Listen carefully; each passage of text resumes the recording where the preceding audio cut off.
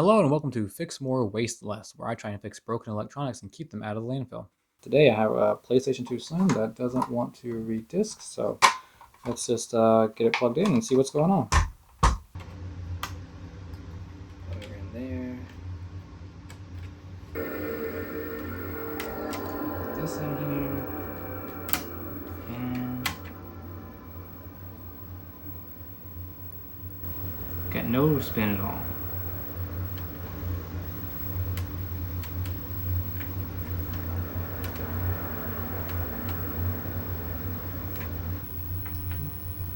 Not a very pretty picture, is it?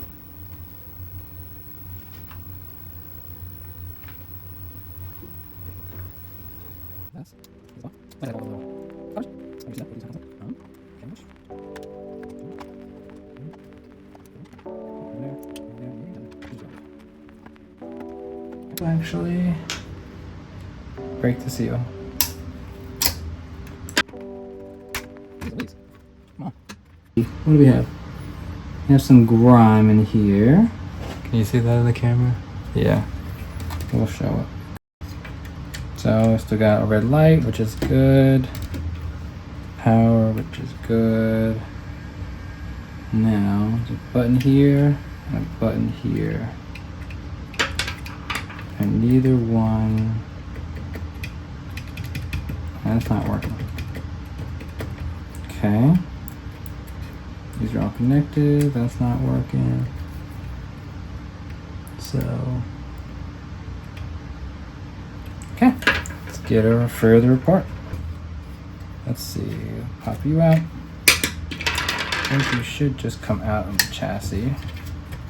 Oh, this one's got one right here actually. So this one does have a screw here. Not all of them do. Or at least, not all of them still have that screw there, I guess. Possible. Okay, and slide you out, and yeah, that's kind of looks like rust, like water damage.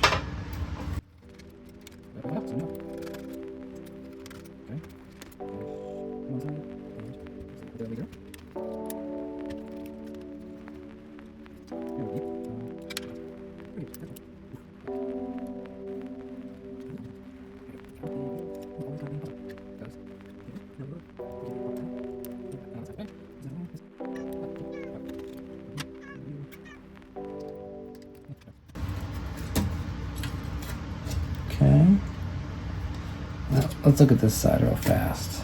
Get that out the way. Yeah, that honestly just looks like water damage. Let's just get it under scope and see if there's anything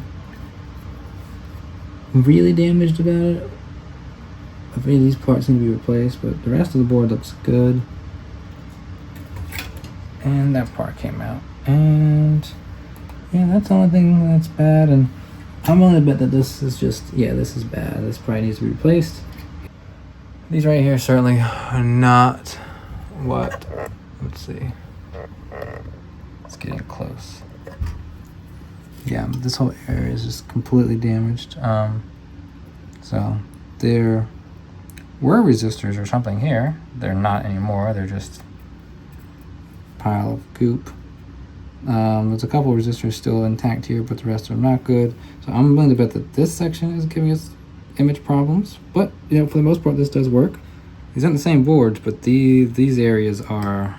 You know, these boards are slightly different here and there, but this area does look very much the same. So I can take measurements from this board to figure out what I'm missing from there. Okay, so the first thing I am going to do before I do anything else with these missing components is to replace this piece or fix it. You can see it's already just crumbling. And see if that will get us to read a disc. If that gets us to read a disc, we could save this PS2 by replacing some of these missing components. But if that's still not going to get us probably, then you know the problem might be something even more than that, and then it becomes an issue of where do we even try to start. So let's just clean this area up with some isopropyl alcohol. And, you know, it does seem to be, that rust is coming off decently well.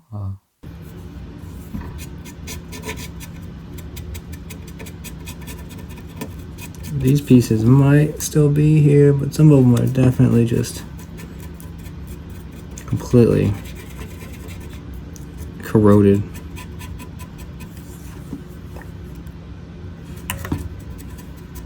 Okay.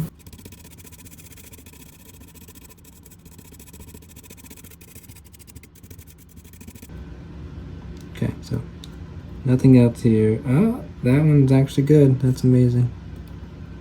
Last one here. Okay. And then this is, I don't know what this is. But it's giving me nothing there, so but whatever that is gone now, so that's good. Alright, so this is the good board, and just to show that those resistors that are missing should be 10 kilo ohm resistors. Okay. Good to know. That's what we need to replace on here. Along with that. Alright, so we got our fume extractor on. I'm going to take this piece off, and one side's completely torn off already, and I just want to heat this solder off so that it won't rip the pads, because we don't want to do that. We want the solder to flow and come off nice and easy.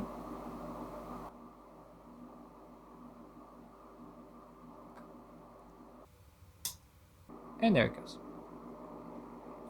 Yeah, we might just end up bypassing this whole thing here to make it easier to test.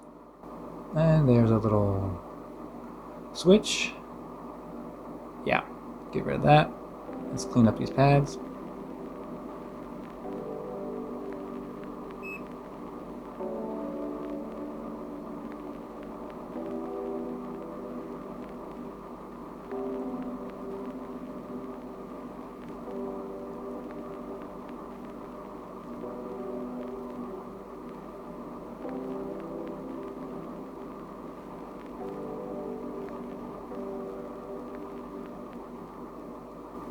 And these look like they're okay. Just a little bit of, you know, corrosion around them, but I don't think it's affecting their performance. And then here is where the other resistors are just completely missing. I'll clean those up a little bit too for a future fix.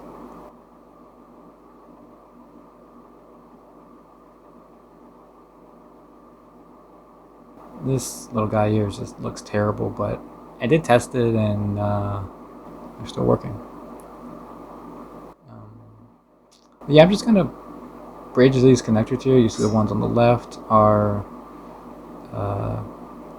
connected, and the ones on the right are connected. And when the switch is pressed, it just, you know, makes a connection between the left and the right. So if I could just connect two of these points, it will do the same thing, and the console will think that that button's just always pushed.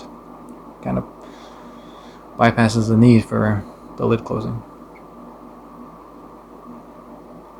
I should have tinned the pads first. It would have made it a little easier, and I'm not too sure about this very fine tip. I'm just not sure it's getting enough heat on the board where I need it on these pads, so probably should switch to a bigger tip, but oh well. Alright, got the right side down, and just, come on. Just need you to stick. There we go. Alright. Let's test these. Yep. Okay, there's a... those 2 points are connected, so that's good. Does it start up? It does. And does it? Yo, it does. Okay. That's not great. But that might just be this right here.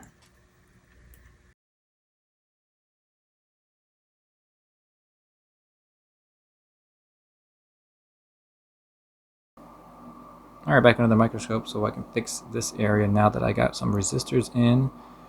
And let's just tin the pads properly this time.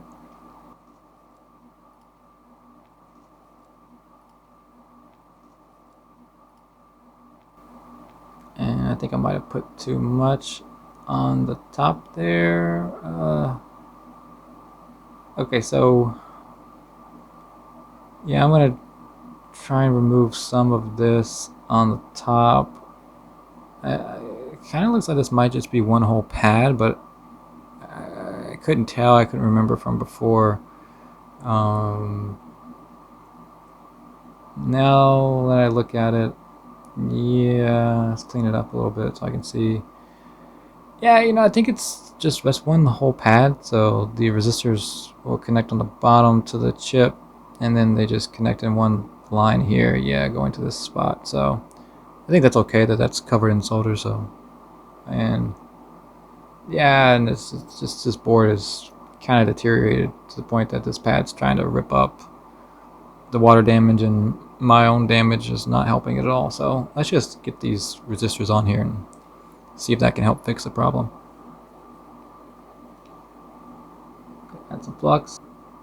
Let's retin these pads so we can get these on here.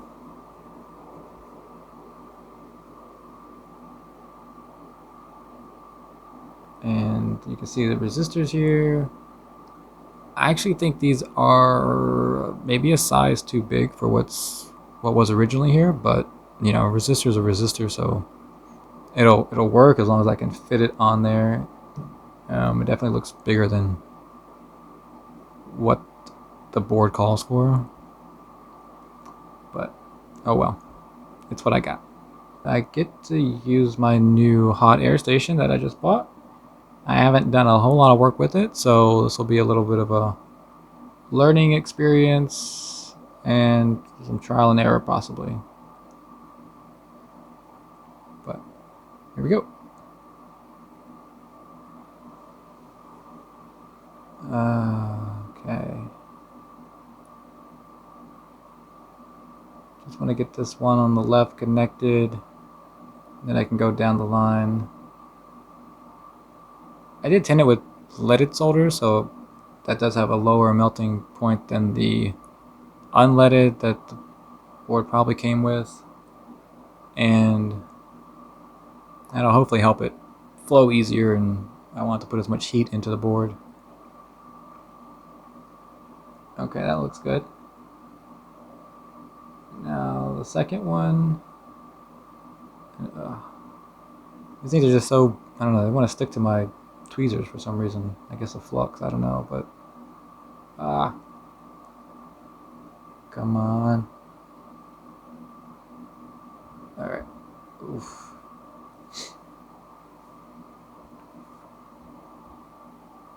And that looks like it's in a good place. Alright. Bring back in the hot air. Where are you? There. Alright. And oh man. Alright, yeah, so one of the problems when working in such a tight space is, especially with components right next to each other, is just knocking one out of place when I'm in the middle of working on another one. So that's frustrating. Alright, got that one back in place. Now let's see if we can't get this one in place without moving the other one. And okay, yeah, a little bit. Push down. There we go.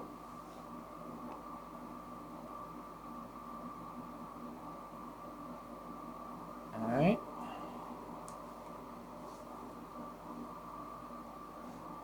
And the third one.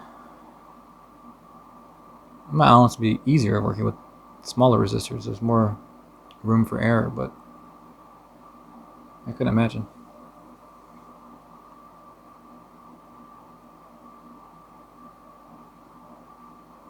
Alright, let's see. Alright, that's a little loose. That's in.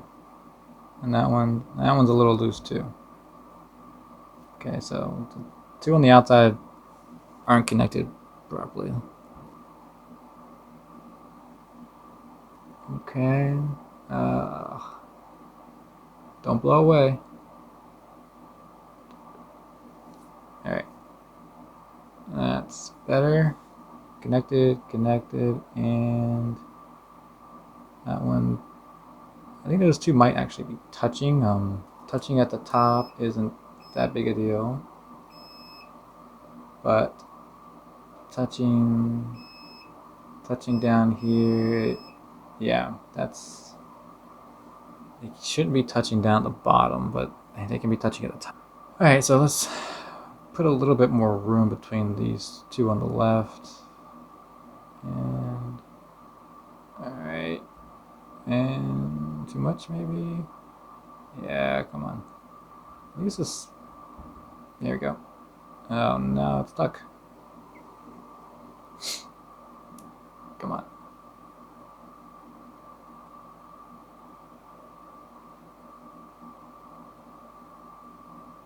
All right, and now that one needs to be pushed over a little bit.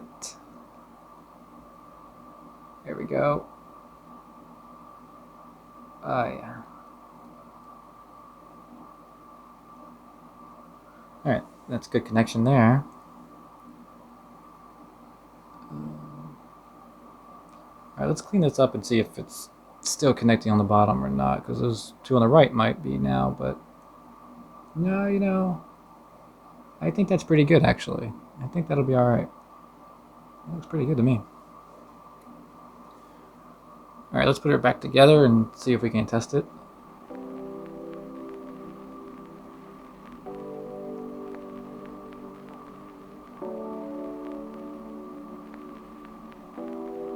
And yeah, now we have full spin on the game disc. It's reading the disc, and let's see what the picture is like. Look at that picture. That is, doesn't have any artifacts. That looks beautiful. That is, ooh, what a relief. That was probably one of the more intensive damages I've seen in a console before. So, I mean, it wasn't that bad, but a couple resistors really. Still, it's nice to get it fixed. And I just need to clean up the console a little bit, get rid of all that rust and dirt on the outside and inside. So.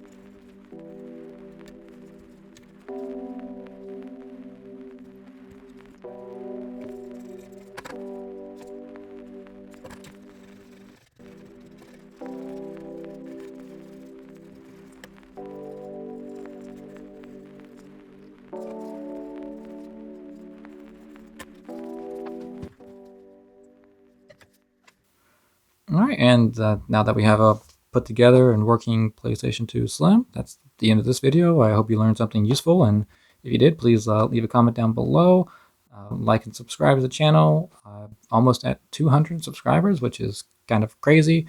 I never thought I'd get very many subscribers at all to this kind of stuff, but it's great to see. Thank you to anyone who has subscribed and who just watches the videos. I really appreciate it.